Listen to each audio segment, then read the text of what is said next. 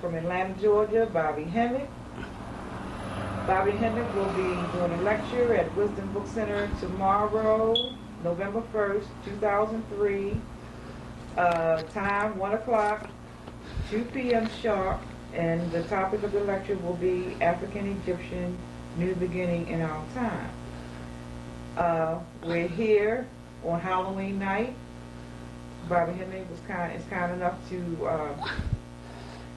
do a little Halloween Hemmitt for us, and some of the topics we're going to discuss is the metaphysics of Halloween. He also going to share some rituals with us concerning your health, protection, things of that nature. Bobby Hemmitt? How you doing? In so many words, there's several books out on Halloween. First of all, I'd like to say that I'm glad to be here in Baltimore, Maryland. It's always a pleasure to be here. I was here 6 years ago. About 3 or 4 times 6 years ago, about twice. But I have a history here. I had an uncle that was a big-time preacher here in the 40s, 50s, 60s, and 70s. He died in 77. I had an uncle and an aunt. That was a great uncle. Let's put it that way. That was a great uncle, if you want to call it that. That's my grandmother's brother. And then I had my mother's brother and sister here went to Morgan State here in the late 50s. So late 50s, early 60s. So I have a history here in Baltimore, Maryland. And as we know, we always call on different experts, especially if we can find some around the area that can give us a bit of history on Baltimore, because we're going to need this, what is the black history of Baltimore, because these cities are all have something to do with something. There's no city that doesn't have a history and was not built for a certain purpose. Give an example. I now hail in Atlanta, Georgia, and they call that the Southern New York. Well, come to find out that after the Civil War, it was the Northern money that built Atlanta. So Atlanta later on would become a premier city in the 80s and in the 90s, and even starting in the 70s. But it was already a form of it was already a plan to build Atlanta as a Southern New York. It's nothing like New York, but there's nothing like Atlanta in the whole South. So we see a projected effort to make these cities into certain things. So we need to find out. So when you live in a particular city, you need to find out what is that city about, what is the history of that city, and what unique system or service or plan that city used to have. And that's very key, especially for black people. What are going to be the slaves in the city? How those particular slaves or those particular people are going to be, they're going to run the city. What kind of workforce? All this stuff is very important in these places that you live. Metaphysically also. Let me give you an example, because when we say that is the week before 9/11, I was in Detroit, Michigan. I was in New York on 9/11, 2001. And by the way, this is Halloween night 2003. And I was in New York City with on 9/11. A week before, I was in Detroit, and I had lost my driver's license. Not lost them by driving, I lost them physically. So a brother fixed up this college ID for me so I could fly out, because you needed some type of ID. So it put alumni on it and all. So for 2 months, no, for close to a year, it worked. I didn't even get in the license. And close to a year, it worked. And right the week before 9/11, I was in Detroit, and when I went to go get back on the plane to fly out from Detroit, they took the ID, and they took the ID, and they said that they called some personnel down from some office And he said, look, we're not really, we know that you're Robert Hemmitt. We know this. We see that you're an alumni of this particular college. We need to know what state are you from? Well, I said, well, basically, if I'm I said, basically, I'm from the state of Georgia at this particular time. So your state and your city is where you're from. Not the it's the United States.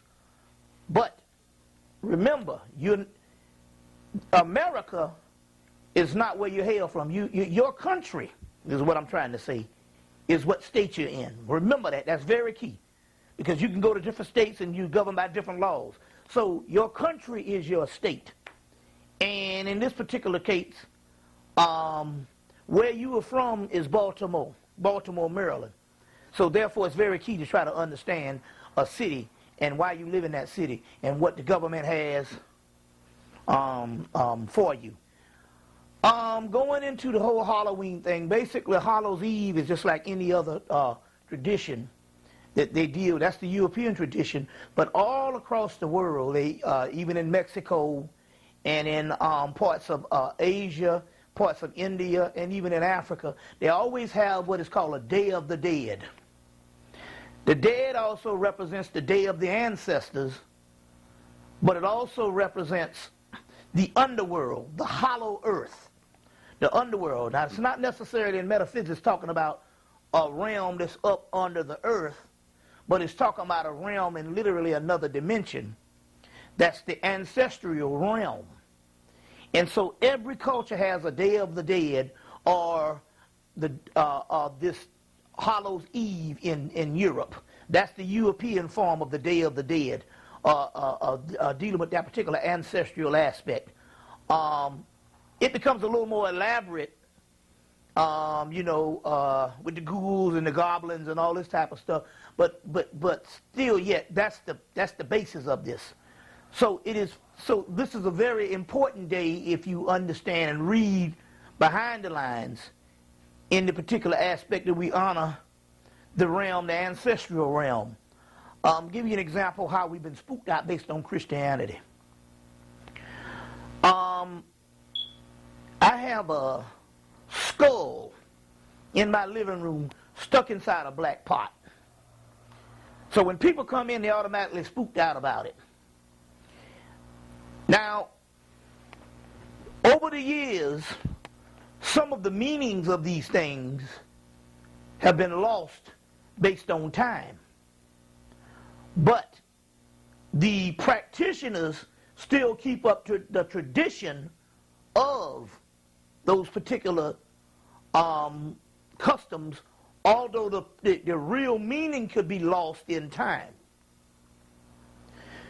And that's what happens a lot of times. Then other cultures come in, and because they don't know the real meaning, because some of the practitioners might not know the real meaning, they all relegate all this stuff into evil, a superstition, or bad. 98% of things on the planet, we always remember this, 98% of everything that we call evil is basically a misunderstanding based on time and historical ignorance.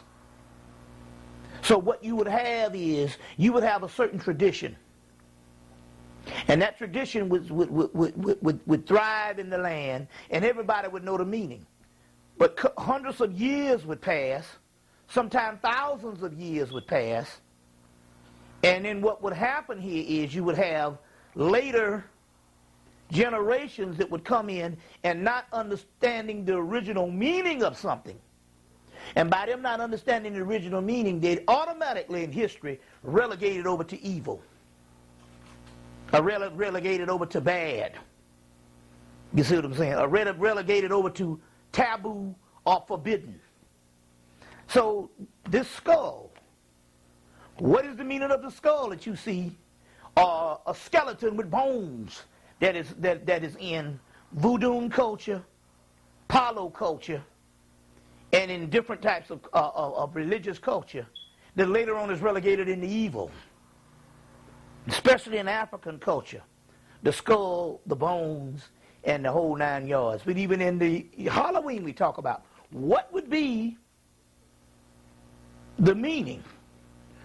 Well, the ancients used to understand that they would have to pay homage to the ancestors. Now, what is an ancestor? An ancestor is someone that is no longer living on the planet. So if they're no longer living, that means that their physical body has decayed based on death. So the bones represent the physical decayed body of the ancestors. In so many words, the bones literally becomes an emblem or a symbol just for ancestors. It's as simple as that. But the spookism comes in it when we don't understand these things. And then we get Hollywood and we get all this taboo mythology that comes in and explain that this is evil. So automatically the mind automatically accepts things as being evil when you don't understand it. Thus we have the same thing with religions. One man's God is another man's religion. One man's God, is another man's devil. So what you would have here is the same thing in religions. These religions come and things become evil. And things become evil because the prior practitioners of those particular systems somehow fell into obscurity. And the latter people did not understand it. So therefore, things get relegated into degradation and even in meaning. So Rudolf Steiner, one of the occultists, even goes far as to say that religion itself comes about when vast cultures fall and lose the advanced idea of education and spirituality. What is left is splinters and pieces and fragments, and that's all lumped into religion. And religion is mostly political, dealing with moralism. Has very little to do with spirituality and the practitioners of the divine laws of the earth and manipulating the forces of the earth through ritual, which is magic, which is science. It has very little to do with that. Religions are based on political, behavioral modification and moral code mostly, with a little bit of sprinkles of some forms of mysticism that's thrown in to make it seem divine. But it's only fragments of greater systems of education and spirituality. True spirituality, most people think is evil, just by the mere fact that you're practicing something on a higher level, and it takes a little more work than sitting down begging and praying. You see what I'm saying? And because you were trained in a tradition as a child in a religion and they call it spiritual, you automatically think that spirituality is what you've been getting all these years, which is moral code and a little bit of inspirational ceremony to make you feel a certain way. True spirituality has very little to do with moralism, very little to do with human behavior. True spirituality is tracking the spiritual realm that is unseen and manipulating the forces to bring about results in the physical. The preacher talks about having faith in the unseen, and the only reason why you have to have faith is because you don't have education in it. You don't have gnosis, knowledge in it. So there is a difference. This is the basis of metaphysics. This is the basis of occultism. The word occult just means that which is hidden. That which is hidden. So that's basically, but going back to Halloween and these festivals, this is our form of the festivals that you have. This is a national form or a European form of the festivals that you would have in South America, in the Caribbean, in New Orleans, where they have festival or carnival or carnival.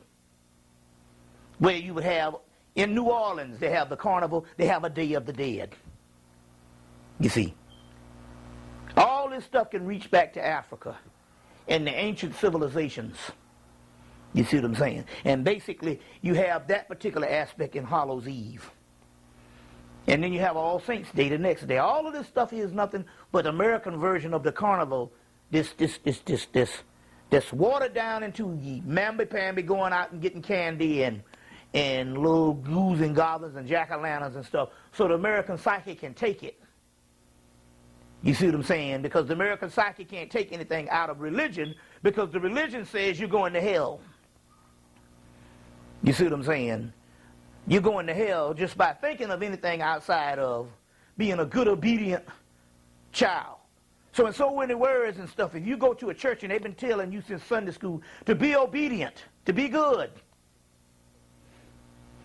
and you now 50 years old in church and they're telling you to be good and pointing the finger at all the bad people, then in so many words, it keeps your evolution into spirituality and to understanding the universe into a retarded state. It has retarded and impeded on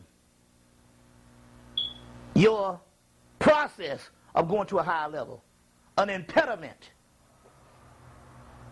to go to the higher level. Because you're learning the same thing that you learned in Sunday school. And it's very little different from it. It might get a little more sophisticated in the particular aspect. You're talking about grown folks now.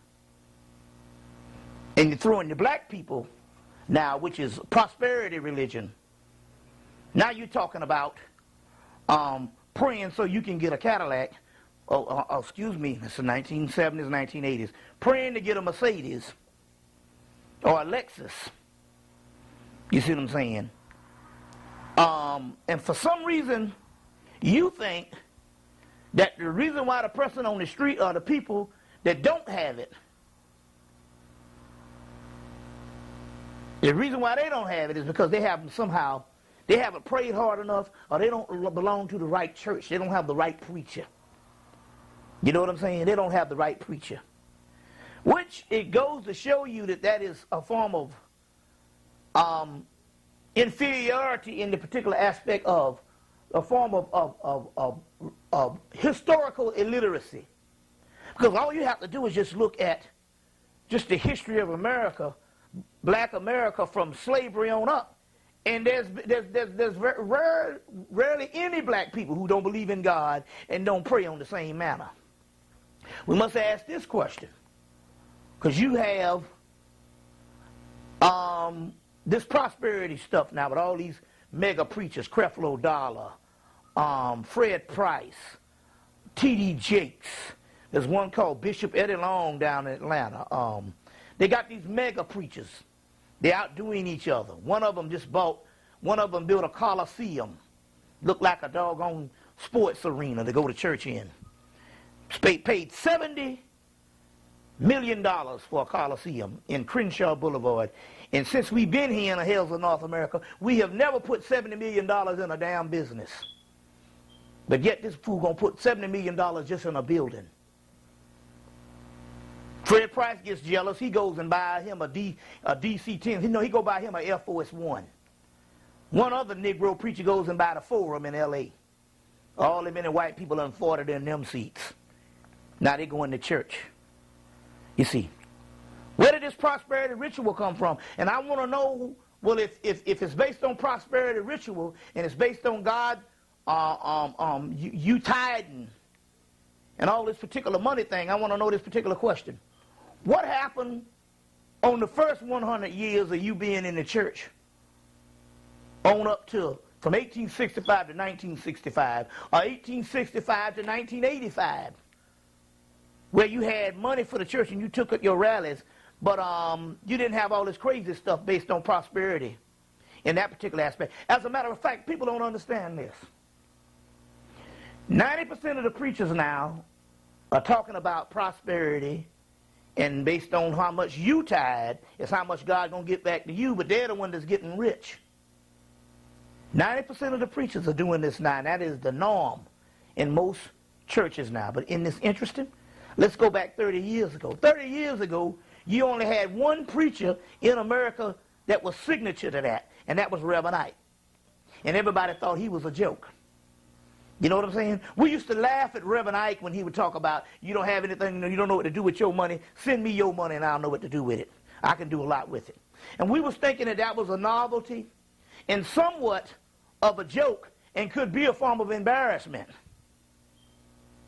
You know, when we were in our right mind. But now all of a sudden, this is the run of the mill. And this is fashionable with every black preacher. Here goes again. We're getting caught up in things that have nothing to do with spirituality. Real spirituality, the modern world knows very little about it. That is relegated to the European lodges, the metaphysical and occult societies, certain bookstores and certain literature. But as far as the run-of-the-mill people, the masses of the people, both black and white, we don't get any of this on TV, and we certainly don't get it in the church, and we certainly don't get it in the public eye, what real spirituality is. So to understand that, you must understand the history of real spirituality. Real spirituality is a combination of an educational system put together in Africa, in Atlantis, Lemuria, which is nothing but different planes of the existence of the earth until we get into the physical aspect. And Africa happens to be a form of the physical aspect, but it wasn't necessarily the first, because the first civilization was, in fact, all of the earth that had all one landmass, because at one time the earth was connected and we had one landmass. Most European scholars have proven that. One landmass, one people. You see what I'm saying? Africa is one of the first places where we started documenting records. Yeah, but I'll often ask this particular question. We go to ancient Kemet or ancient Egypt, and we see these vast monuments all over ancient Egypt, all over ancient Kemet. We was at the Walters Art Museum today looking at the British Museum collection, and the Book of the Dead is here in Baltimore. And you just see these vast carvings of stuff that looks like it's from another world. And we see this vast civilization in Africa, on the continent of Africa, but we often shake our head and go, why didn't the rest of African civilization build vast civilization on that particular level as Kemet? Although we do have pyramids on in the Nubia, we have different artifacts throughout the continent. Nothing on the scale of ancient Kemet. Well, the great mystery is here. Ancient Kemet or ancient Egypt came into being as one thing. When ancient Egypt was first comes into being, it's going to be a monumental state, a state of recording vast storehouses of knowledge and information. We were already at our fallen state. We were on our decline. This happens to also do with what we have to understand, the time cycle. Because now we're finding out, when you study more and more, that number one, we were here, if not thousands of years, millions of years. That's the first thing. Number two, we did not come from apes. That is a European concept, and it is a contrived concept based on conspiracy, with Charles Darwin being commissioned to bring about this concept. Well, most, even black scholars at this particular time will say, well, no, we can't argue that because we have bones. Yes, you have bones, and there's different species of bones and different species of apes. But that does not mean that that's a species of men. That could be just various species of apes. That's why even Charles Darwin say it's the missing link. But my point here, to drive the nail into further evidence, would be this.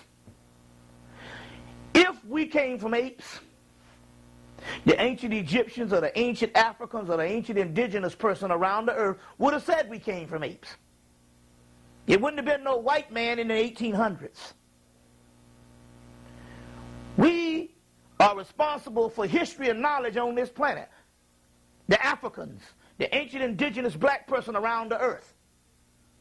Everything that we know now is only a fragment of what they knew then. And yet, in my studies and studying them for the past 15 years, as I have never seen any ancient indigenous people who record everything, especially in ancient Kemet, say that we come from apes. So who am I going to take? A white man, Charles Darwin, based on a lie, so that they can cover up the history of black people being on the earth for thousands of years. And when you ask the question, where did white people come from? They don't have a history that can even equate to civilization no more than 2000 BC. Now, they might have been on the earth a little longer, but we're talking about outside of the caves. We'll give them a little bit of Greece. And that was stolen. But the point I'm trying to make here is it's a conspiracy. So now going back, we're talking about that's the first thing. We didn't come from apes. But going back, we're talking about a timeline that is so remote until we can't even count it as far as the history here. And number two, we're not talking about an evolution into technology of today.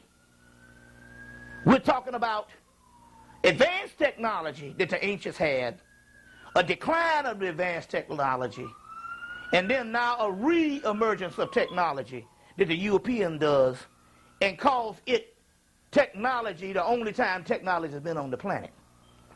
Like, I was coming in from New York the other day. I did a lecture in New York last week. I was coming in. It was me, a brother from Ethiopia, and a white boy sitting next to us. We was up in the clouds on the airplane. And the white guy said, you know, it's amazing. He said, think of all the millions of people that lived in the ancient times and in the past. They couldn't even dream of being in the clouds like this. And look at us sitting up here talking between the clouds. And I looked at him and say, think of all the ancient people that was in the past. They could see what we're seeing in their own mind. And could astro travel at will any time of the day and see the same damn thing. You see? I said, think about that. I said, see, what you're doing, you're falling into this thing to thinking the only advanced state on the planet when people were able to do stuff that we do now is at this particular time with Europeans. And that's why the Europeans think that they're so superior over other people. It's number one, the ones that do know, they hide the truth of our achievements and our superiority over them based on advanced technology on a whole nother level. And so it's interesting that you could get a white boy that was being innocent. He was not really being, you know, he wasn't in the conspiring realm. He was just basically, they think that way. They think that what they're dealing with at this particular time on the planet is the most advanced.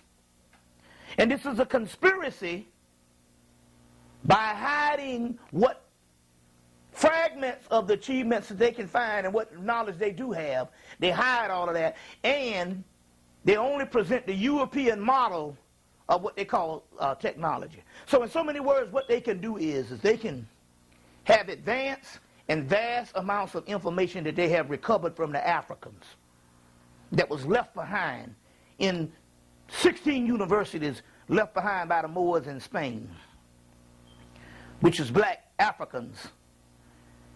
And they can have all this particular information, but they would, instead of putting this particular information outside of the lodge to the public of this advanced technology on much more advanced level than what they have now that they will never be able to duplicate, they would rather wait and figure out a way to get to the closest common denominator of what they can invent with their system of what they call technology than to give the people the real information on this advanced technology that existed before it. They would do this and wait for 100, they would rather wait for 100 years to figure something out than to give you the blueprints of stuff that the ancient man had that they don't know how to deal with. And so in so many words, when they keep coming up with these inventions, you say, the white man is great. The white man is great because he's the one that's inventing all this technology. And what he's doing is really not technology. In the particular African sense, only thing he's doing is giving you more concepts of convenience. Things that you don't have to use the mind, things that you don't have to use the spiritual ability to do, you have to do with gadgets and technology. So we could dematerialize cells and be on one side of the planet in a few seconds and rematerialize cells and travel physically from one part of the planet to the other. We could do these things. We have accounts of doing these things, even written in our doggone ancient texts. You see, we could go to all forms of the universe and didn't have to leave the earth physically.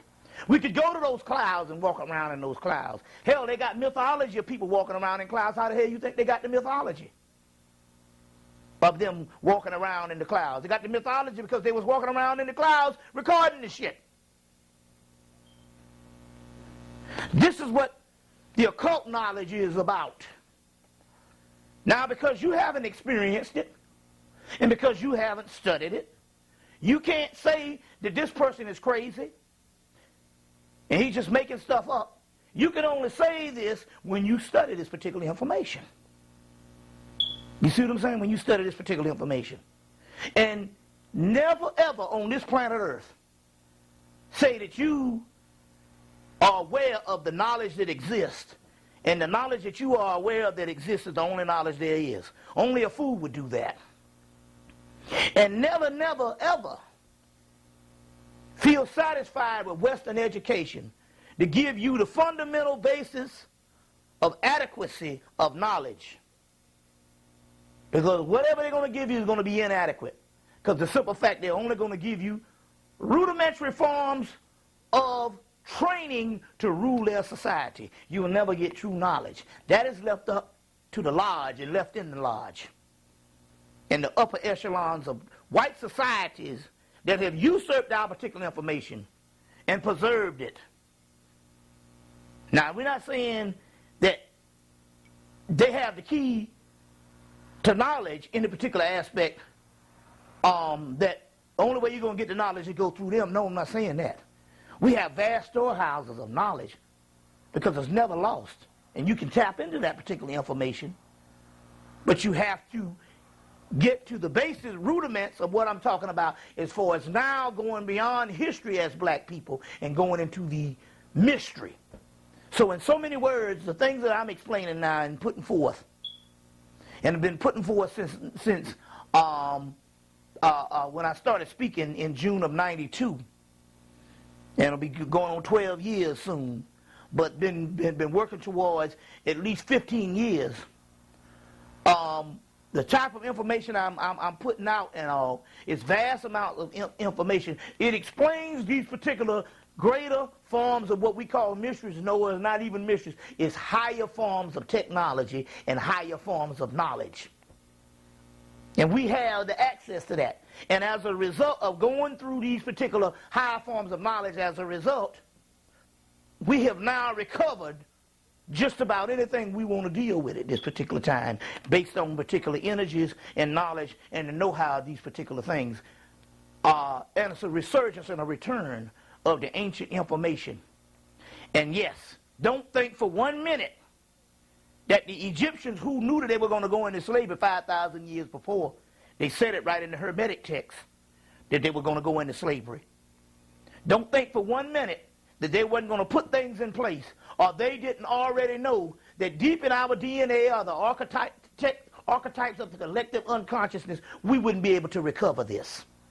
Because after all, we're just the same people, reincarnated to this day.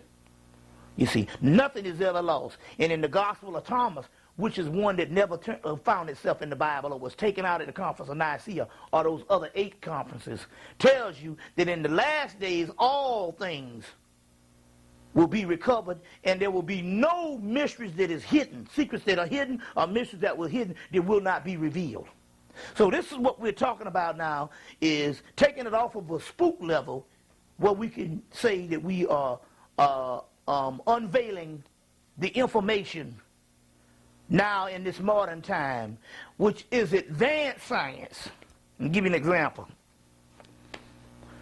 I was talking with a white boy from the University, California, Berkeley, someplace. And we got into the thing about the occult or the metaphysical realm of Crowley and different things and all. And I was saying, well, the Western man, he always dissects things compared to the ancient man who would observe things.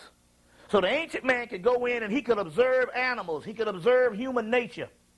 And he could basically heal people based on observing the human nature and tapping into the elements around him to find out what needed to be done to heal this particular person, or what needed to be done to live harmoniously with certain animals, or what needed to be done to deal with nature. I said, whereas the Western man, which is the European man, would have to dissect.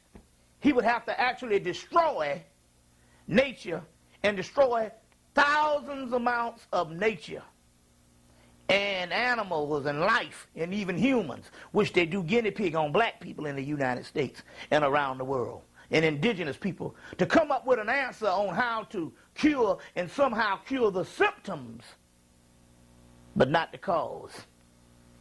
He never is a master doctor. He's only patching up the symptoms. He is not a healer.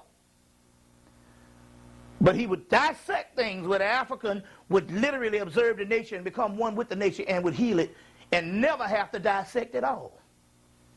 As a matter of fact, surgery was the last resort. That's a person that's hurt, that's gotten an accident, and is dying right then. Now, they knew how to go in and do the surgery that way, but most of the time, that was not needed. So I was telling this white boy, I said, they can get certain aspects of, they can get some corn, they can get some coconuts, they can get some grapefruits, they can get some twigs, they can get some plants, they can get different things, they can get a statue of this. They can carve this, and they can use this stuff and put it all together on an altar in a tray and heal your body based on what it is. And the guy said, now come on now. You're going to have to come better than me than that, because he's trained the Western way now. He said, now you're going to have to come better. You're going to have to explain to me how somebody's going to get a coconut, a pig, well, I don't want to say a pig, a cat, and sacrifice this animal and go get a bunch of stuff in nature, and then go get a bunch of inanimate objects, which is vibrating. Everything vibrates on the planet, and heal someone without dissecting them. How can he do that? Now, obviously, I'm sitting here in this restaurant with this white boy. The knowledge of this particular methodology had been lost for thousands of years as far as the ancient knowledge of how it is done. But the ritual and the tradition of the ritual was handed down from generation and generation that still worked. So here it is, you would have a priest would be dealing with certain spells and stuff, and he would have a tradition on what to deal with these particular spells and this particular ritual to cure something. But when you asked him the scientific way on how it actually worked, it was thousands of years before it was put together and all of it being handed down. The scientific measurement, they would not know sometimes. But they know it works, and it works over and over again. So the white boy was going to tell me, now you're going to have to explain to me how this thing works. Now, right then, I didn't know how the the scientific way on how this thing originally was put together when they originally conceptualized this particular ritual. But when the white boy told me to explain it right then, I explained it. I tapped into the original source based on the genetic DNA. And he said what? I said, well, if you talk in general, everything has force fields. Everything has force fields, and everything is built up on different dimensions and different fields and different streams of energy. So only thing that the African had to do, or the ancient indigenous person had to do, was find something in nature that would correspond to that which is inside of the body. If we're talking about healing the body, this particular one, they could find something in nature that would correspond to the heart, the liver, the spleen, the brain. They would find something in nature, because everything has not only force fields and streams of energy, but there's always something in the plant world or the animal world that is comparable to that which is inside of your body. And the only thing he would have to do was to match up the force fields of that which he would find in nature or comparable, comparable or that corresponds to that in your body, and they can actually heal the molecular structure, the cellular structure, the physical structure of your body by just matching up corresponding elements in nature. And the streams would fuse this stuff together and would actually heal without even going into dissecting the person or cutting the person open. And I explained it to the white boy that way, and he couldn't say nothing, because it was profound and it was the right way to do it. But I called it up on the spot because nothing is never lost. It is in our DNA. It's in the molecular structure. So this is the kind of advanced knowledge we're talking about on this particular level. Well, another form of healing was we have the spiritual realm, the spirit realm, which is now all taboo to people that's in religion. Religion very rarely does with the spirit realm. Just tell you to pray and believe it's going to be all right. But there was the spirit realm, and there was entities in the spirit realm, and those entities could come in and heal, because they would be the doctors. Just like you have a team of doctors, there's a team of doctors working around the clock to save this person. Well, there'll be a team of spirits, team of ancestors, a team of spirit realm, a team of gods that could come in and could actually heal that particular person. You see, because the physical body is the most easy thing on the earth for the spirit realm to heal. So one of the things they would do is take them, find out what spiritual entity or spiritual energies his astrological, astronomical, cellular structure line up to, take him to that particular temple that is the guardian of the head of that particular temple, based on what his zodiac or based on whatever his energies are. There's a different god that corresponds to his particular energy. Take him to that particular temple where that god sits over his head, put him on the table, do the ritual and call down the entity come down there and knock it out in a few minutes. But we're talking about advanced knowledge and science. You see, and this is the stuff that is privy to us now. But you can't be messing around in faith and excuses not to learn advanced knowledge by thinking everything gonna be all right. You see what I'm saying? We are world-class people now. We are into the 2000s. You see what I'm saying? And this stuff now has come around. You see?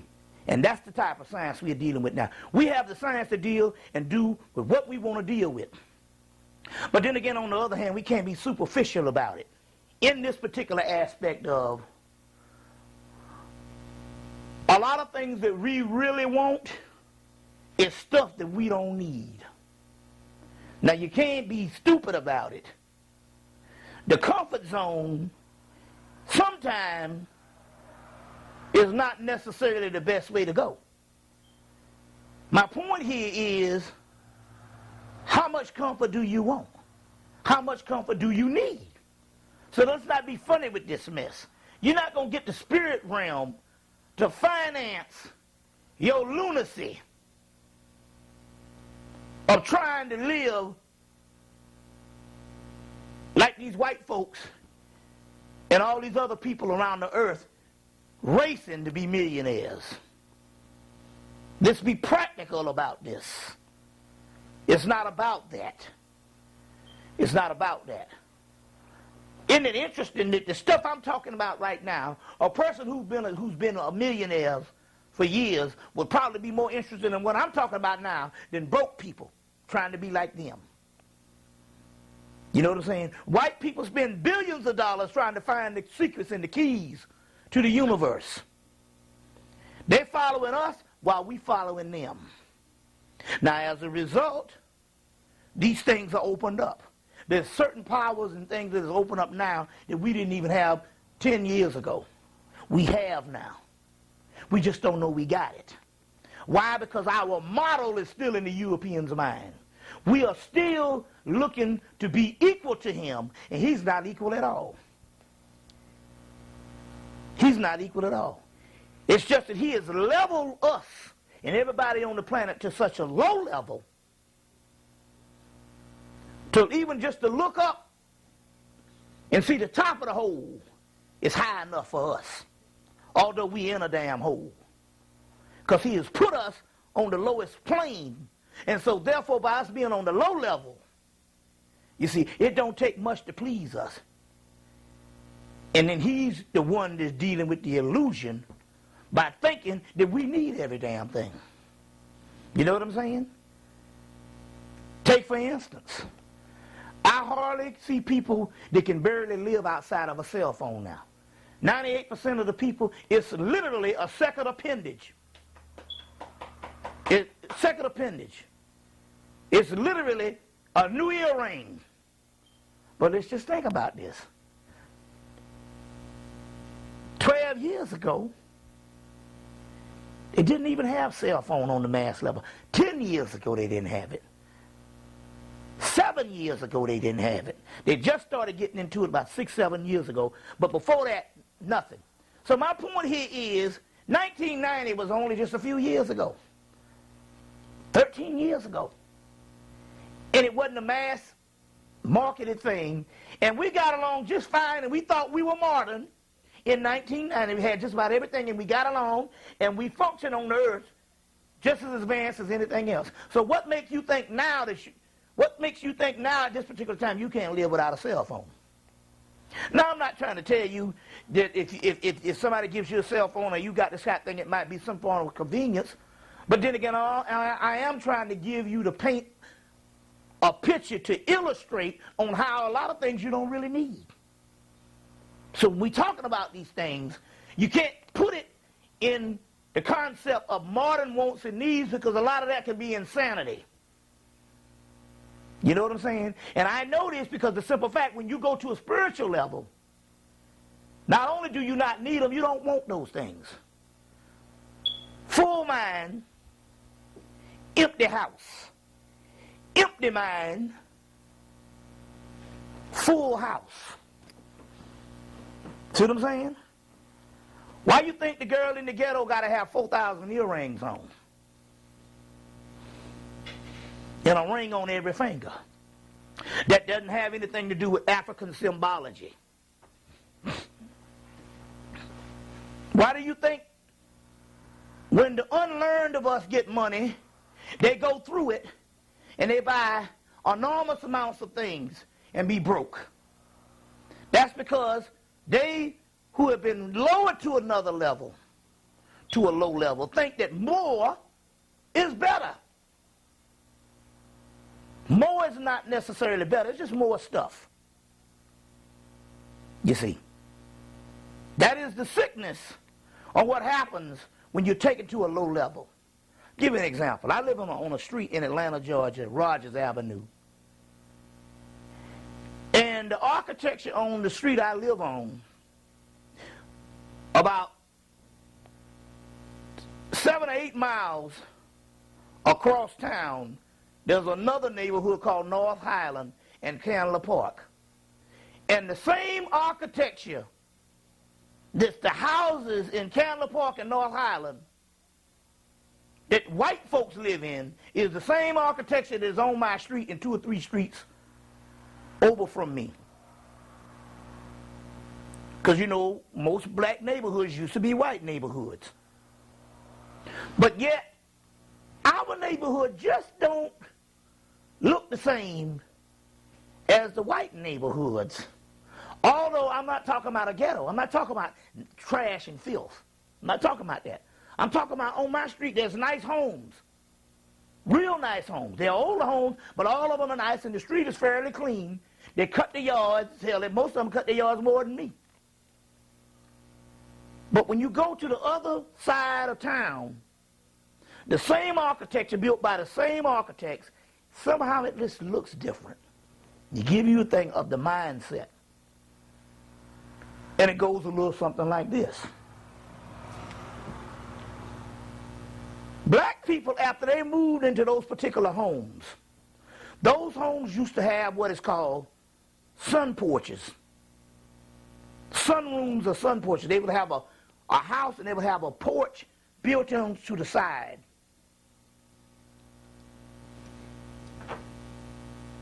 Built onto the side and these arches and different things. All of them had different designs. Somehow when the blacks started moving in, they needed more room. More was better. So they screened in, just about all of them on that street, screened in the front porches. Or put windows and stuff, and even boarded in some of them, and made an extra room. If they didn't screen it in, they made an extra room into those particular sun porches, and they messed up the original design to the house. So you got this house that don't look, because something is wrong, because what used to be this open foyer, this open porch, is now glassed in or screened in or boarded in. Because, you know, black people need an extra room. Some people are actually living in the actual room that used to be a front porch. Because in our mind, more was better. So one neighbor did it, and the next thing you know, it caught on. But yet we can go across town to the white folks that got the same architecture, and all the architecture got the original design to them. And as a result, it looks better. I say that to say, on the other hand, you got to free your mind with the wants and needs of everything that comes out. And I'll give you an example.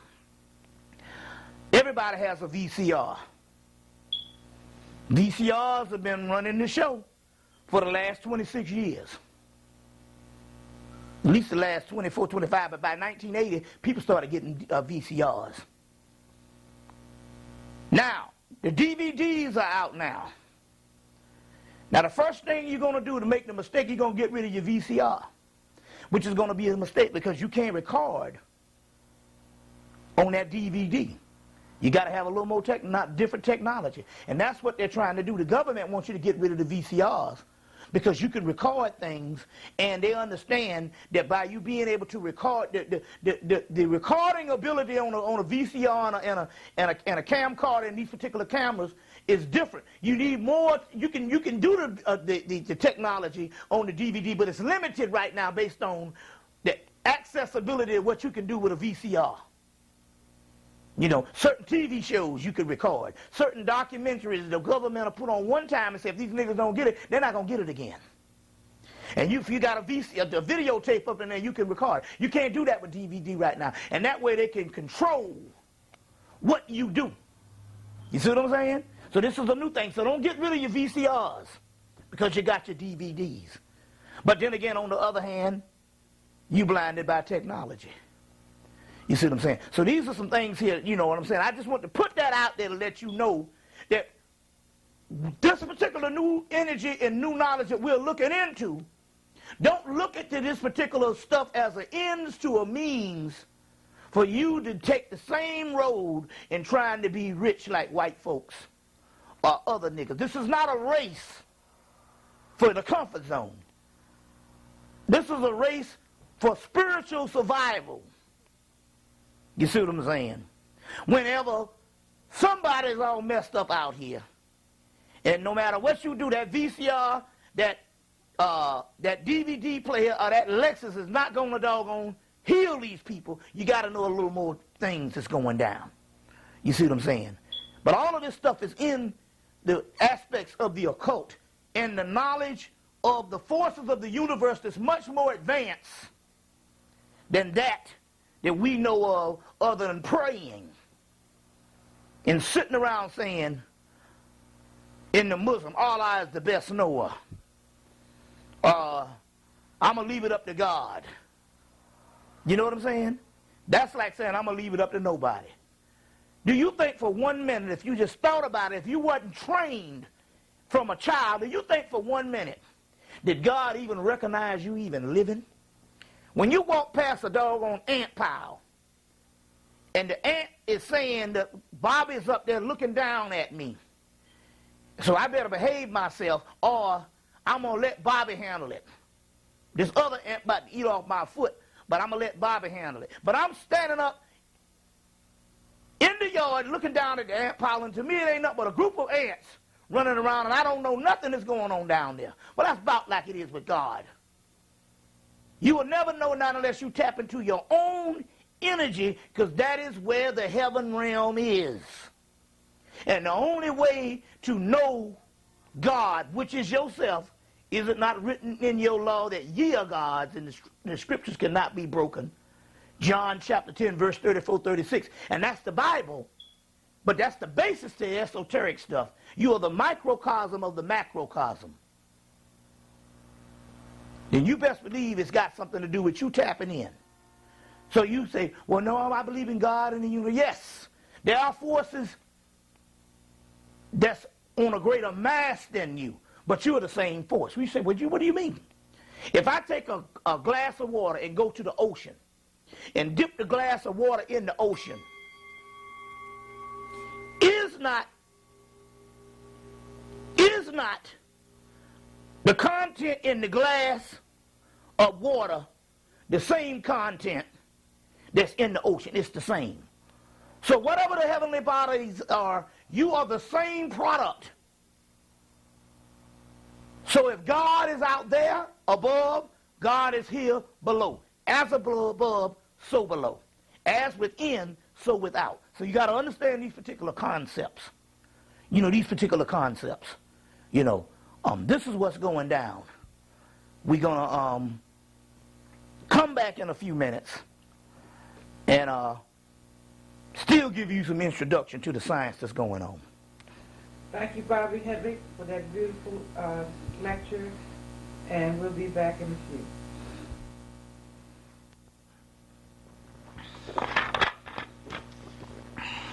This is part 2 of Hemmitt's Halloween.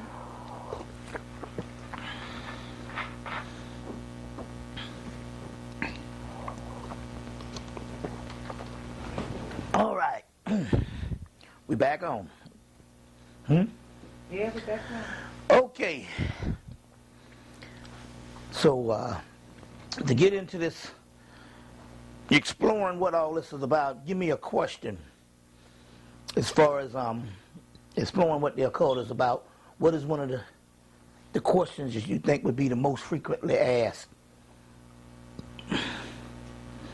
How can we, in 2003, use the knowledge of the occult to further our progress right now in this country? Okay, first you have to break that down into baby steps, increments.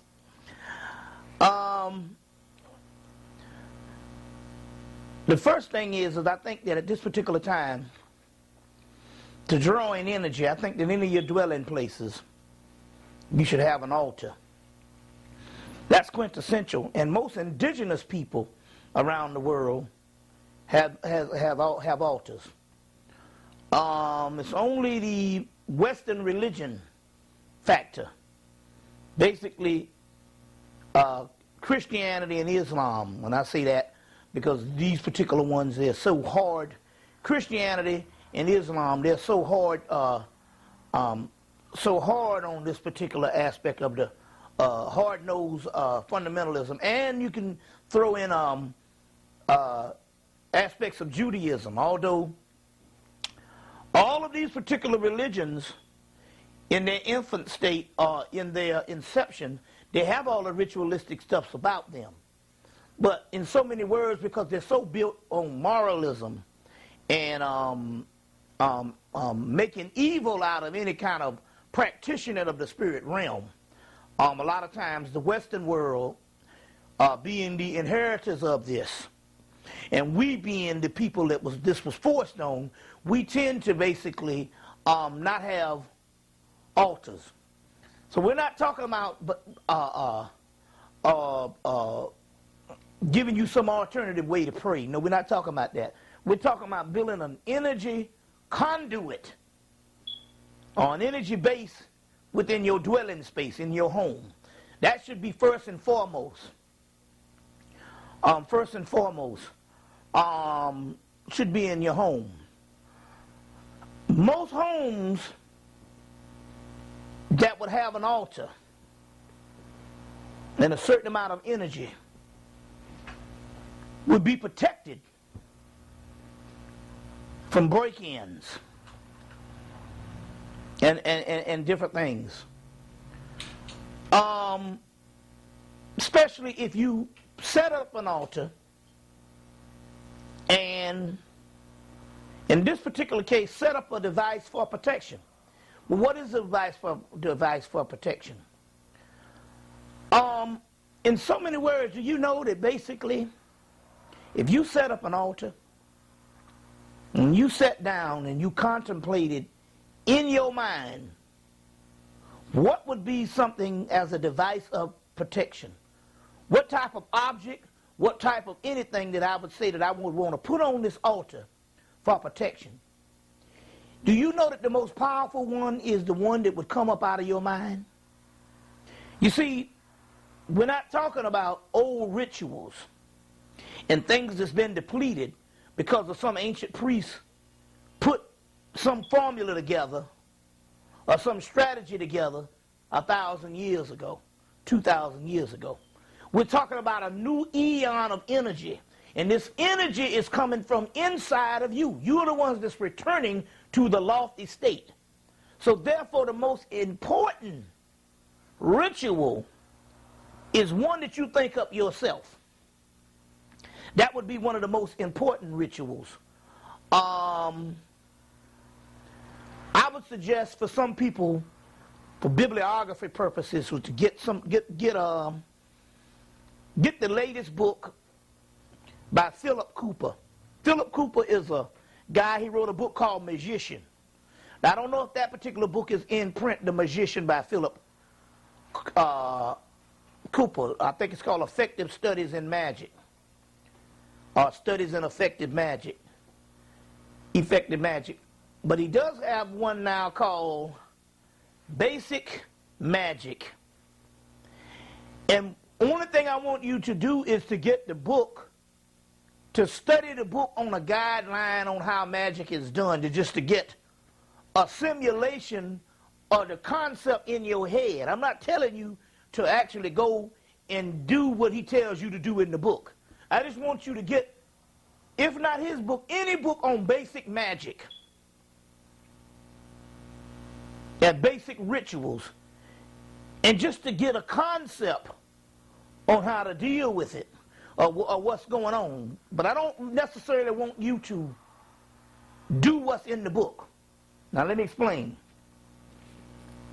Stores like Barnes & Nobles, Borders, and all of these particular mass national bookstores have magic sections. There's a reason why the government feels safe to have magic sections in all of these stores, because none of that magic works. So they can print volumes of books, because number one, some of the systems have been defunct for thousands of years. Some of the magic that the system, traditional systems that's still on the planet that's functioning, that magic has been depleted. So they know that most of the stuff that you go and buy in those books, they don't work. That's why they sell them. But I want you to go and buy a couple of these books just to get the concept of what all this is about. You see, what all this has got. There's tons of books out on basic magic, and get the concept of what it's about. After you get a basic premise in your mind, then I want you to go in and start making up the rituals based on your own self. Anybody can do it. You just do what comes in your mind and have enough faith or have enough confidence in your mind to know that it's authentic. And do the ritual that way. So basically, dealing with the altar, we're talking about draping some type of cloth over something in your house. And the first two things after you drape the cloth is to start with 2 candles. We tell people these days to always deal with 7-day candles. Hand me that candle over there so that the people would know what this is. Deal with 7-day candles. Deal with 7-day candles. It is safe to deal with 7-day candles or any candle encased in glass. Do not use any candles that are not in glass. That's for safe measures. That's a no-no. First thing, because number one, you're not dealing with just something that you're dealing with a certain thing, a certain ceremony that you're going to deal with a few minutes. You're going to out in the candle. Some of these things might have to take days, or some of these things you might want permanent. But if they're encased in glass, they're safe. That's the first thing. So you want to start with draping something over something wooden, preferable, but anything, a speaker, a table, or anything, and making your own personal altar, and start with either 1 to 2 candles. It can be 1, but 1 to 2 candles for 7 days. Any particular color?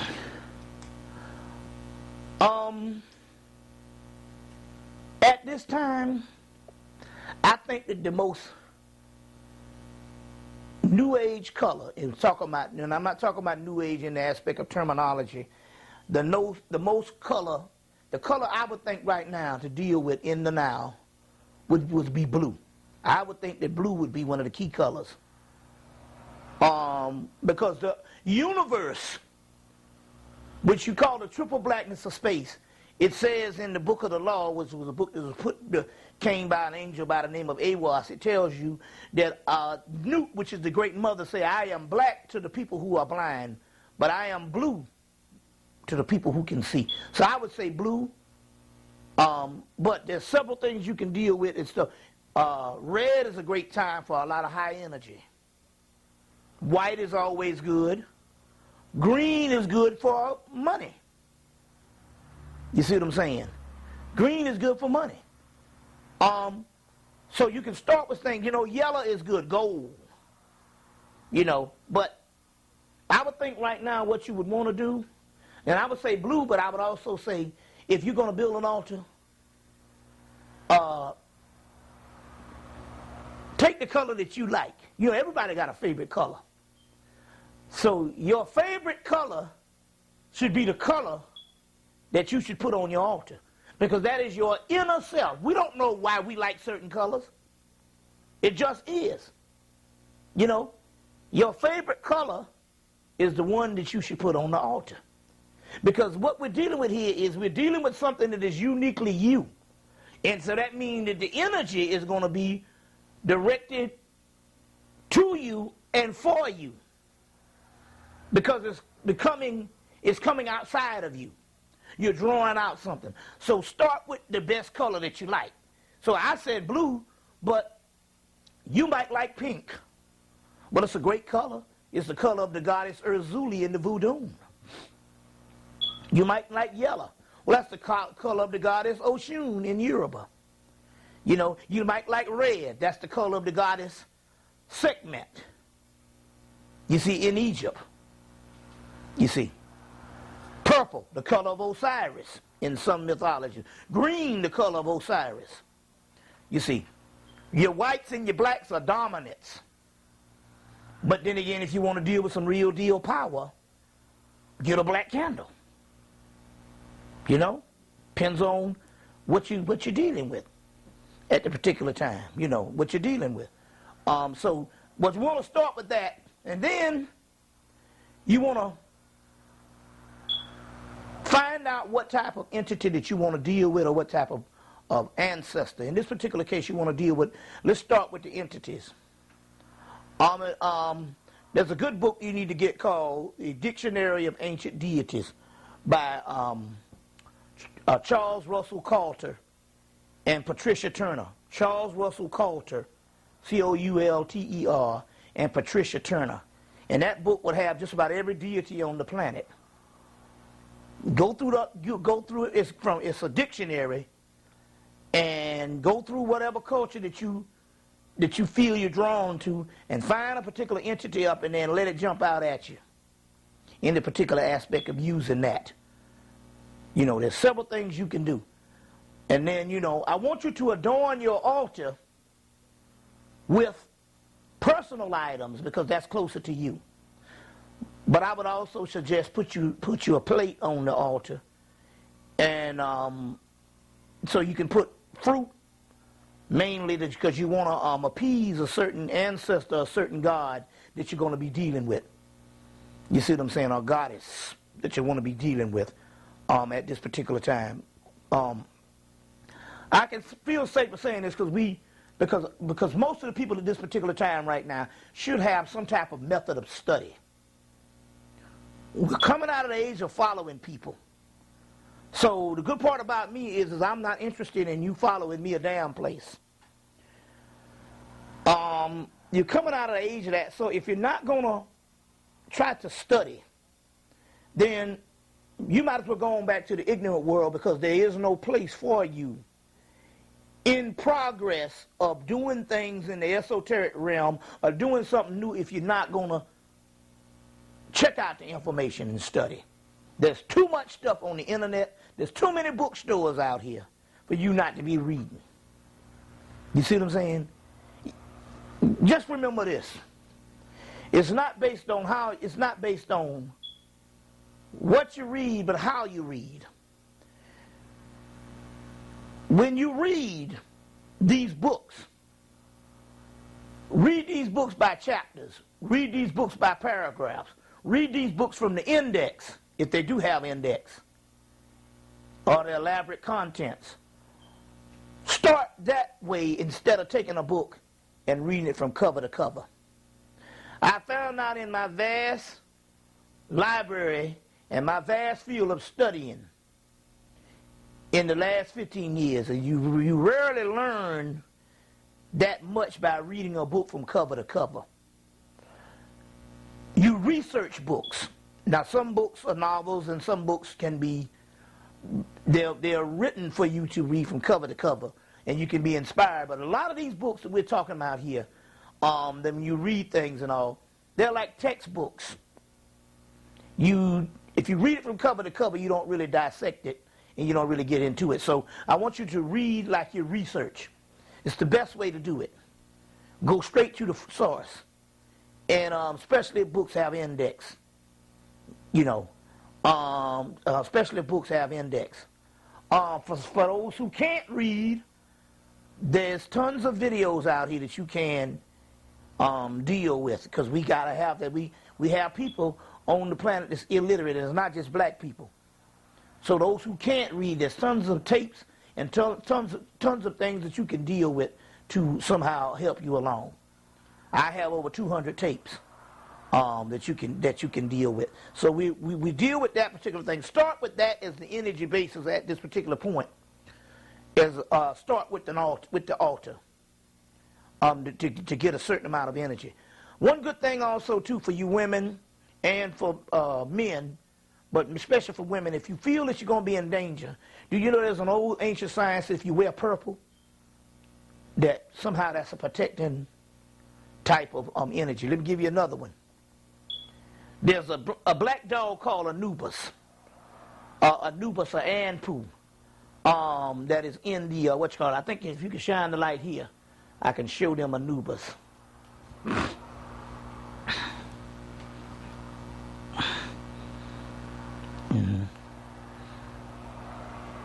Can you go up?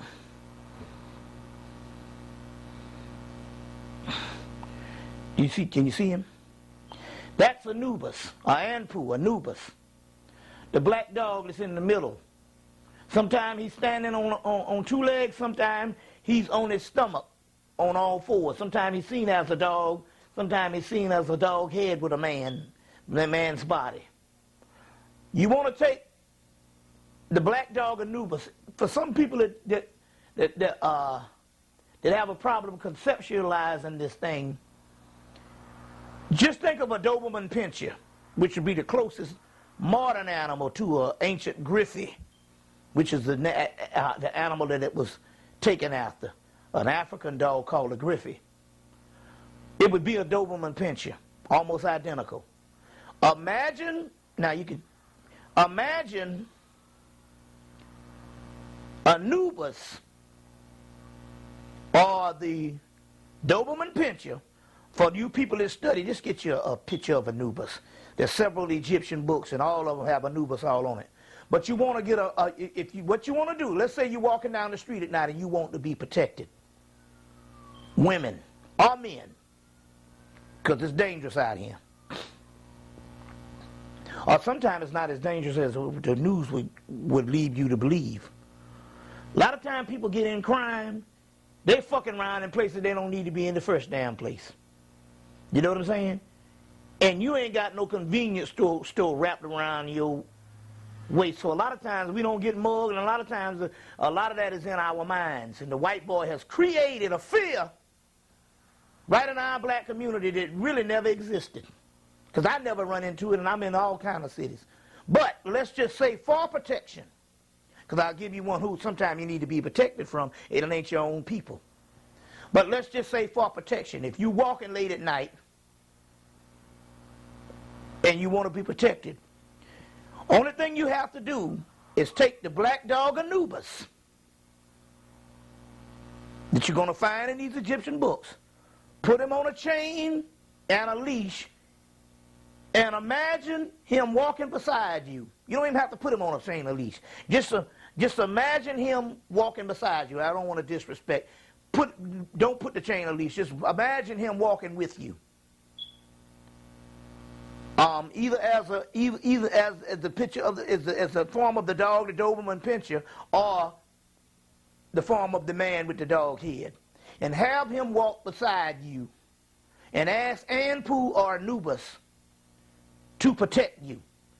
And you say, well, where am I going to get a dog from? I'm not talking about a physical thing. I'm talking about the realm of imagination. It's called creative visualization or imagination. So you imagine the dog Anubis walking beside you, and guaranteed nothing will be able to penetrate that protection zone. Another good protection, you're driving around at night, you don't want to be stopped by the car, you take Anubis. As him being on his stomach, prostrate, horizontal, and you take him and you put him on top of your car as you're driving. You won't have no problem with the police because he's protection. That puts a force field around the car. When you're traveling on a plane, I put Anubis on the plane every time I travel. You know, every time I travel. Or you can get creative and go buy you two Anubis dogs and put them on your front porch. But if you better put them in stone because niggas will steal them. You know. But you can do several things like that to protect yourself. You know, to protect yourself. You can also take red meat, bloody red meat that you get out of the supermarket, and you can rub on all of your tires on your car. Just take the meat, take a slab of steak, and rub the tires. Get as much as you can on all four tires. Buy your four pieces. You know, and get it in your hand and rub the meat on all 4 tires. You won't get in no wrecks. You won't get in any wrecks. You know, rubbing on all 4 tires, and you won't get in any wrecks. You see, these are things that you can do. I spit the rum. You go get me the alcohol 4 ways. What the first thing you want to do to purify your house is you want to learn how to the rum or some form of alcohol in 4 ways. And when I say a spit, I'm talking about like a spray. Like you take this and you go.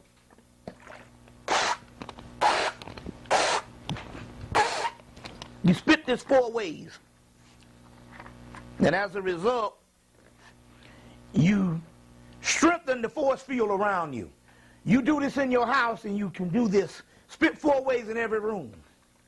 Or spit in 4 corners. Spit in this corner, this corner, this corner. And this is where you bring a certain amount of energy to your house. You bring a energy to your house. But if you're traveling in a car, this is good to spit 4 ways and ask the entities or the ancestors, your ancestors, to protect you when you're in your car, because you don't want no Smokey Bear fucking with you. A lot of time we ain't talking about niggas, we talking about the white man. Or we talking about some old knucklehead nigga out here in some police uniform. You know, there's several things you can do. They rolled up on my house about 4 days after 9/11 and couldn't even find my shit. It was embarrassing. They couldn't even find my house. That was on 9/11/2001, and then on December the 19th, 2001, they rolled on me again and got the wrong fucking street. It was embarrassing. So there's things that you can do. There's things that you can do. Get you some green candles. Burn you some green candles for money. You know what I'm saying? For money. But let me tell you another thing also, too. The spirit realm said, a lot of times for you people that's moderate, the spirit realm indicates that a lot of times when you do these things, if you ask for currency, they run into problems, because there's different types of currency. We just think of the dollar bill, but there's thousands of pieces of currency all over the planet. So they get confused when you say, I need some money. They're like, well, goddamn. You know what, Nigerian money? And it could have been money in the past, because they can see from the past and the future. What, you want some Confederate money? You just say money, hell, they got all different types of countries with currency. So in so many words, focus on what you want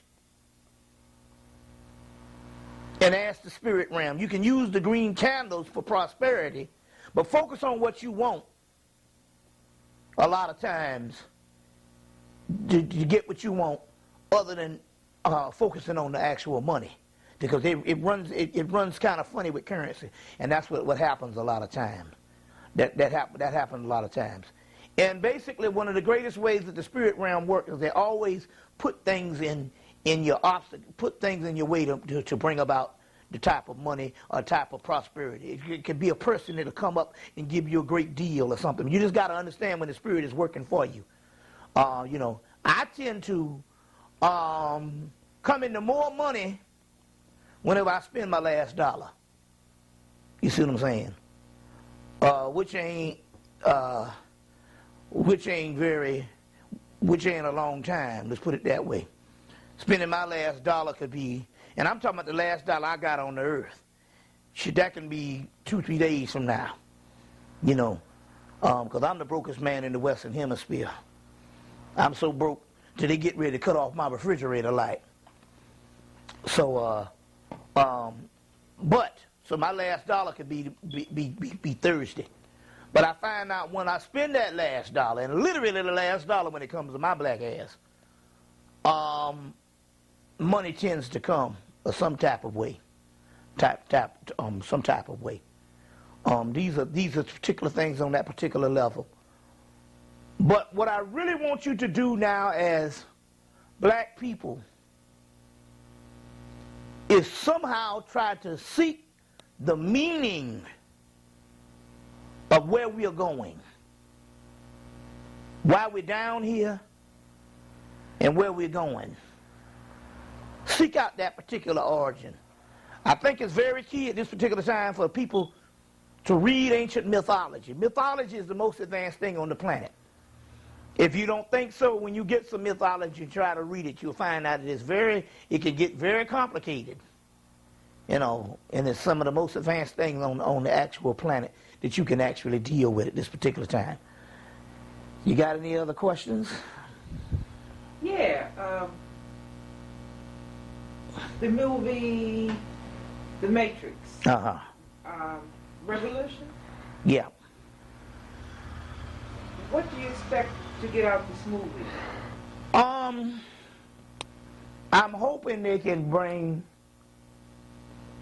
a better meaning, or bring some closure to this illusionary world that we do live in, called The Matrix. For you that didn't know, the movie was not just a movie that was a concept that was made when The Matrix aired in 1999, the first one, when they talk about the world that we live in being an illusion, something pulled over your eyes to hide you from the truth.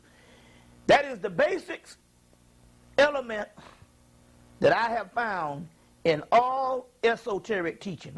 I want to use that word esoteric other than metaphysical,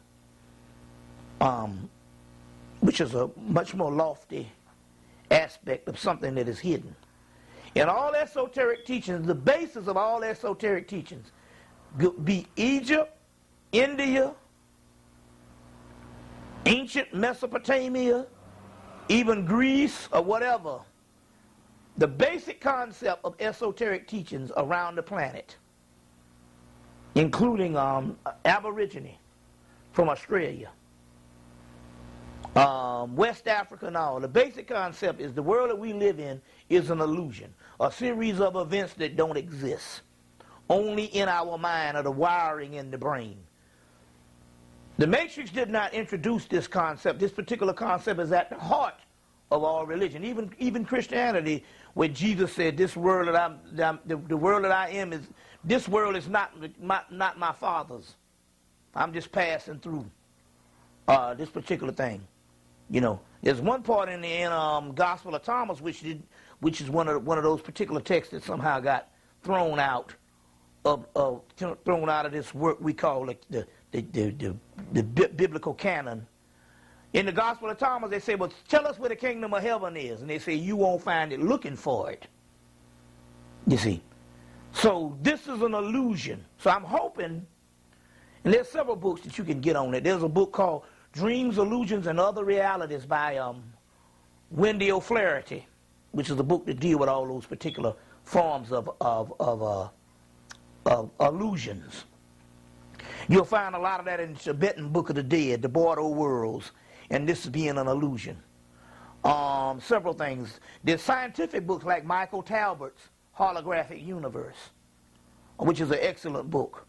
Michael Talbert's Holographic Universe. So there's several books and all that deal with this all being an illusion. From the ancient world. From the ancient world, it's being an illusion. So I'm hoping that somehow they deal with that particular aspect. I hope they don't get caught up in too much action, and in so many words, them pairing off. Like I'm afraid they give the plot of the movie on Charlie Rhodes about a week before the movie aired, the last one, Matrix Reloaded.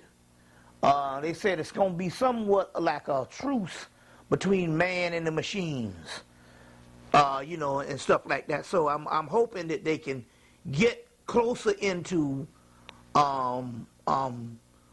somehow some form of freedom outside of the Matrix than just trying to make like everything is the way it should be.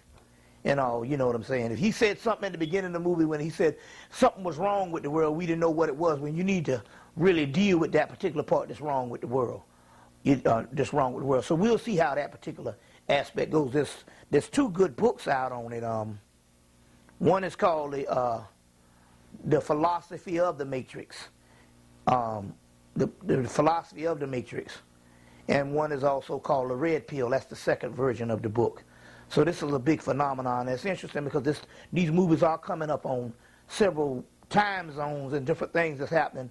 There's types of lineups. There's cosmic lineups like harmonic concordance, which is a cosmic lineup that is going to happen on the 7th, 8th, and 9th. So it's interesting they dealing with this doorway of the 5th, which is that Wednesday, but that Friday is when really the movie public goes to see this movie. Although they're going to open on the 5th that Wednesday, you best believe that when they go see this particular movie, the last one, it would be smack dab into this harmonics concordance, which is this cosmic lineup, which is going to be a lot of things affecting the planet. All of this stuff that's going down right now. So we're looking forward to that particular aspect. Yeah. Okay, Bobby, since we're closing out this year, what has been the most profound situation you have found yourself in this year that has made you grow spiritually? Well, basically, you know, I've been hitting at this thing for years with breakthroughs. Trying to get breakthroughs all of the 90s, where the vast amount of information was the recovery of information. And the recovery of information based on the theories of all of this and what the ancients said was supposed to happen when a person follows spiritual paths. And amassing all of this great information, all of the 1990s, what I did and worked hard at it. And experimenting, trying to find breakthroughs to break through to another reality. Long before the movie The Matrix, but to break through to another existence. Those breakthroughs started paying off in 2000, 2001, 2002, and yes, 2003. So I'm on the several stages of breakthrough spiritually. In this particular aspect, we're talking about going to a certain level where you have an entity incarnate inside of you. Now that sounds spooky. That sounds like a alien movie. But the concept on what I'm talking about here, the entity that's incarnating inside of you is not an alien from outer space. Although it is an alien in your body, that particular entity that incarnates inside of you, based on metaphysics and based on the esoteric teachings of the ancients, is none other than your soul. Understand the difference. Everyone down there has a spirit. And 98% of what we deal with in the spirit realm is based on the spirit according to your body. But the soul is something totally different. The soul is where the spirit comes from. The spirit is merely a simulation of the soul. It is merely the energy that houses the soul. And the body houses the spirit. The soul is literally another universe and another entity within itself. It is an alien. It is the real you outside of the dream of who you think you are. The spirit has to deal with the dream and a series of illusions and a series of energies is cast off from the dream. But the soul is that which is really dreaming. Once the soul starts to wake up, it's no different than a new entity or a new person waking up inside of you, although it is who you really are. The other part of who you think you are is what you were when your soul was dreaming. But when your soul wakes up, You become a whole nother person, and your dreams subside, and your soul becomes the driving factor. In my particular case, the last 3 years from 2001 on up into now is my soul has had a series of awakenings in the particular aspect that is coming of age now, until I've had 2 bouts of going to no self. No self is when your complete identity of who you are on the earth disappears, and you don't even know yourself, and the world around you becomes insignificant. In so many words, I've been going through these particular processes, and the soul has started to wake up and start to come to another level of adulthood in the particular aspect of completing itself to go into this new entity. That means this new entity is none other than a Superman. And the superheroes that we have, you know, the word hero comes from the Egyptian word Heru, which is the Christ. Heru in Greece is hero. And that particular hero, or Heru, is a supernatural, a superhuman being. And in so many words, that's what you're coming into, more advanced beings. So I have been evolving more and more in those particular into that particular energy. And some of the things that help with that energy, I know that energy is dealing with, is I'm much more affected by certain things, like when Mars came the closest to the planet. So I've been much more affected by it. They had 2 solar flares of solar storms on the sun starting, I think, last Wednesday, Thursday, and Friday. These solar eruptions of these gases and stuff. So I was affected by that. In the aspect of the solar things, because they were gas and erupting, I started cleansing. You see, and the Mars coming, which represents the pineal gland, so my head started pulsating. And these are things that's actually coming online. So I'm actually affected by certain things that is happening in the cosmos and in nature and different things like that. So these are some, so there's several single events that's actually going down. You know, like I said, you got the fires out in California. That's not by mistake. And let it be known that those are entities. Those are entities. Give you an example. Smokey Robinson fulfilled his name the other day. Why would he be named Smokey? And all these years he's named Smokey, and this doggone fire came in and burned up thousands of homes and got the Smokey Robinson house and doubled back. And even the little flares of fire that was flying in the air would hit his yard and go out. And as a result of they stopping that Smokey house, he saved a whole block of houses. That's because of the energy, number one, of the black man. And the energy of being Smokey and being an entity that gave joy and gave a certain amount of energy on the muse level. His energy was so strong in the name Smokey. Well, what does Smokey Bear do? Out in forest fires or protect. The word Smokey was enough, and the energy of who he was enough to save his house and other people's houses and stuff, because that's the kind of level we're going on to, because he's an indigenous person, which means he's a god. And so therefore, he had dominion over the damn fire, because the fires were entities. There's a lot more going on than you think. Those are entities. Those are spirits. You see, those are spirits. So it's a lot of things going on in the universe and in the world. You see what I'm saying? But first of all, your monitor and your meter cannot be anything based on what you call the regular news or what you've been trained. Now, I can watch the news and find out where they're going based on the lies, but your perception of the world around you cannot be given to you by the enemy or by the people that's trying to keep you entrapped in this particular form of illusion.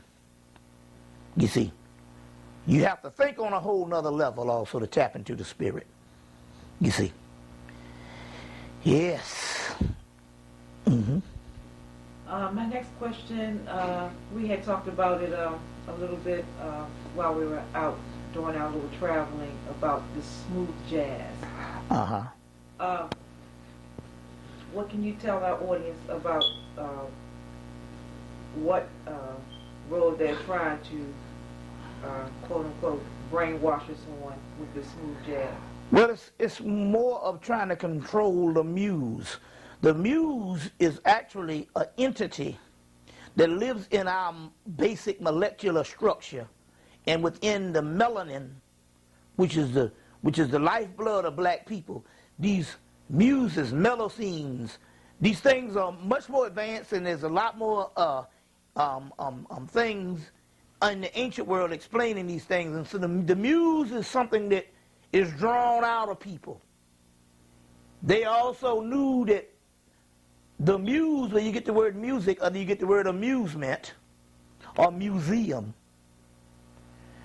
they understand that we would create, it creates for the body what the body needs to heal itself in a time of crisis. So that's why some of our greatest music came out of crisis. You see.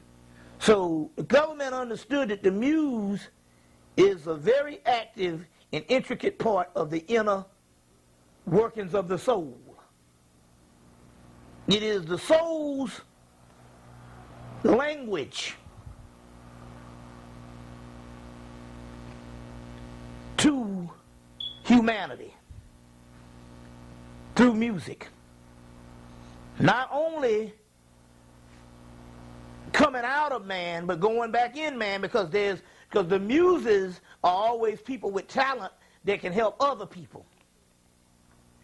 So your talent helps other people's muses respond, which is nothing but the inner workings of humanity. In this particular case, the most highest form is black people, as far as dealing with this, how this muse realm works. So therefore, they must always retard it, guard it, and keep it under close wraps. So Motown, they had the Funk Brothers. The Funk Brothers was the guys' in-house band for Motown. And I was in Detroit about a month or two ago doing a lecture, and one of the guys said, but the Funk Brothers, who was the in-house band of Motown, who basically did all the music for most of the acts and all the great stuff you dealt with, they never went to a lot of the other major recording studios because they stuck as an in-house band. As a result, the government was very interested in their whereabouts and what they did. And I met one of the brothers who used to hang out with them, was a close friend of theirs in Detroit, and he said that it was interesting that the government hounded them from the very start. The government, the CIA and FBI is always on top of these brothers, always wanted to know where they were. You see what I'm saying? And always kept a close surveillance. So they get on top of the music. In this particular case, if they can distort the music, like take for instance, 98% of most music that we hear now is sampled music from the past. This is a way to make sure that the muse don't progress into the future. The other part here is a modified, homogenized, pasteurized, watered down version on a lesser repertoire of the deepest type of sophistication music can be. You got the opposite. So smooth jazz is a simulation of jazz. It's more instrumental R&B. It's gimmicks that sound pleasant more than complex rhythms to inspire to a new paradigm. There's a difference. It's the lesser repertoire. You can have a gimmick, something that is repetitious, that becomes a theme music for a background, rather than a breakthrough music to catapult you and jolt you into the future. There's a difference. There's a difference between gimmicks. For all intents and purposes, rap music, although it's one of the greatest phenomenon on the planet, 98% of it is now gimmicks. Because the music part is nothing but fragments of stuff that was already made in the past. So that's the gimmick. The real deal talent that used to go into rap, because rap used to be very complex and talented now, is now going over to the lesser repertoire rappers who is mostly gimmicks now. And we say this because 90% of what is in the black community now is either rap or some other lesser repertoire music. The great R&B, funk, R&B, the real deal stuff now is basically been suppressed. It's been suppressed. You know, compared to the spearheaded music that we had throughout the past. Most of the stuff now is gimmicks. It's a simulation of the real thing. You see what I'm saying? And all of the tunes and tones and melodies are designed not to reach into the inner ear nucleus of melanin. So you can hear music, but not necessarily receive music. You know, you can have a light on in a room, but no artwork. It's the same, it's quite different. The artwork can be a doorway to another universe or to another reality. But to have a light on a room with 4 walls, although the light is on in the room, you tripping off the light because you got light, don't necessarily mean anything. But it's the same thing by having noise playing all the time compared to having something, you see what I'm saying, that is inspiring, or something that is something that is going to uplift or going to nourish. You see what I'm saying? It's just something that goes along with just having noise each day. You see, but you can't go deeper into the complexity of it. And even with the smooth jazz, it's really quite simple.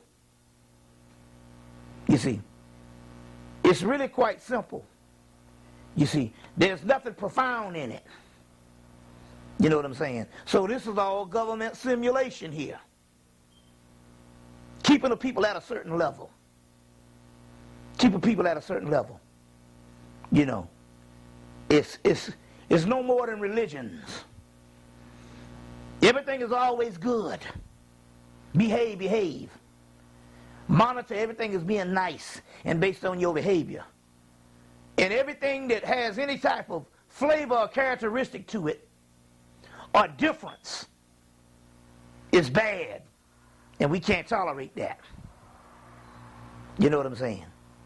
So therefore, the soul never wakes up because it's not being jolted to the next level. You see, so there's a great conspiracy going on, especially with melanated people. You see, because we are the creators. You know, different aspects of that. Give me some more questions. My next question has to do with the crow. Why are you using this? Why are you using that as...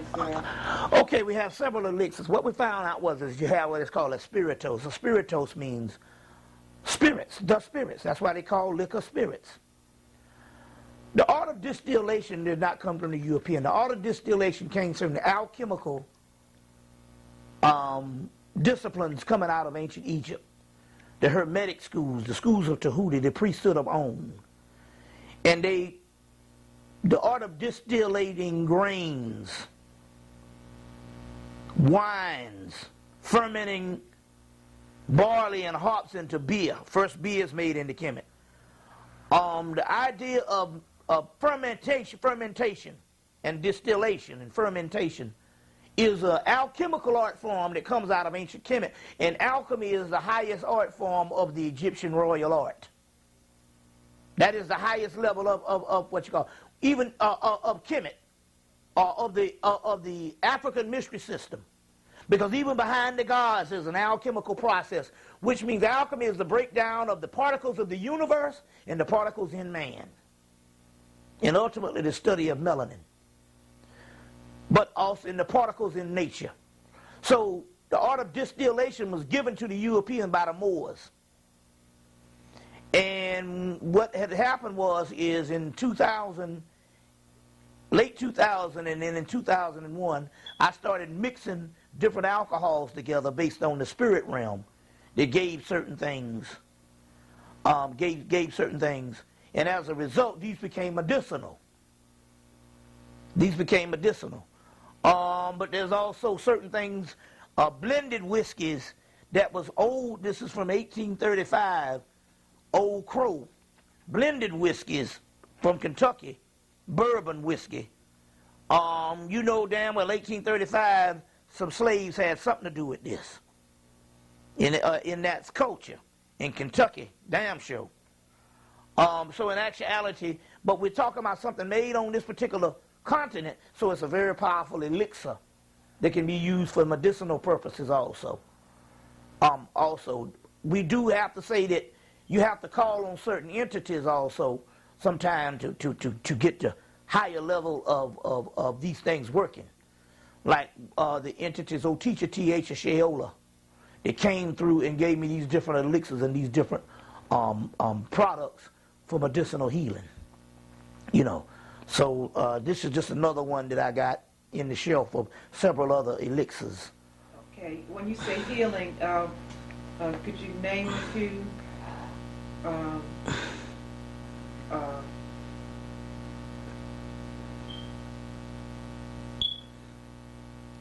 A few. Just name a few of the things that could heal, you know, on a physical level.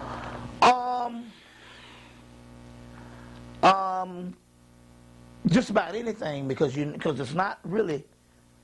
This is the alcohol is only opening up a gateway. In this case, for entities to come in and heal whatever you want. You see what I'm saying? And heal whatever you want. You would have to ask the entities. It's very key. Like I said, these three entities, Oteacher, T.H., or Sheola. There's another one called Alcala, Queen Goddess Alcala. There's several ones, Oteacher, T.H., or Sheola, Alcala, Locayo. You see, Nisaba, and Althea Lucaya, Owalensu, and Lalila. You see, these would be entities that you can use. Artemius or Artemis. When you get the tape and rewind it in here, what I said, Oteacher, T.H., Sheola. I'm giving you all the goddess images of this. Oteacher, T.H., Sheola, Locayo, Queen Alcala, Queen Goddess Alcala, or Alcala, Lalila, Owalensu, Artemis, some of the ones that you can deal with, or call on these particular entities, get them off the tape that you're hearing. And you call on these entities, or call on at least three of them, and basically you can have them to heal what you want by taking a sip or either taking their licks and putting on what you want it to put on. And I'll give you an example. A brother called about a son that he says not walking, has cerebral palsy, but his motor skills and everything is going right. He's like 1 or something, but he's just still not walking. So I told him to call on the Oteacher, T.H., Sheola, and Alcala. You see what I'm saying? Or there's other ones I just named, and anoint his back with the elixir. In this particular case, the elixir was Gordon's London Dry Gin, and Windsor Canadian whiskey. Mix it together for the elixir, which is the premium stuff in the aspect of what they first came down with Gordon's London Dry Gin or any London Dry Gin and Canadian whiskey, or but I say Windsor Canadian whiskey, and mix it together. And I told him to put it on his spine, put it on his legs. You take a sip and specifically ask these entities, tell them what you want done, just like you're talking to a relative. And it's in the bag. The other great mystery to this thing here is you can't do shit just to see whether it works. You got to believe. In this case, you got to know, because you're going to have enough information and enough knowledge to understand that these spiritual things work. So you got to know it works. And that's going to be the magic.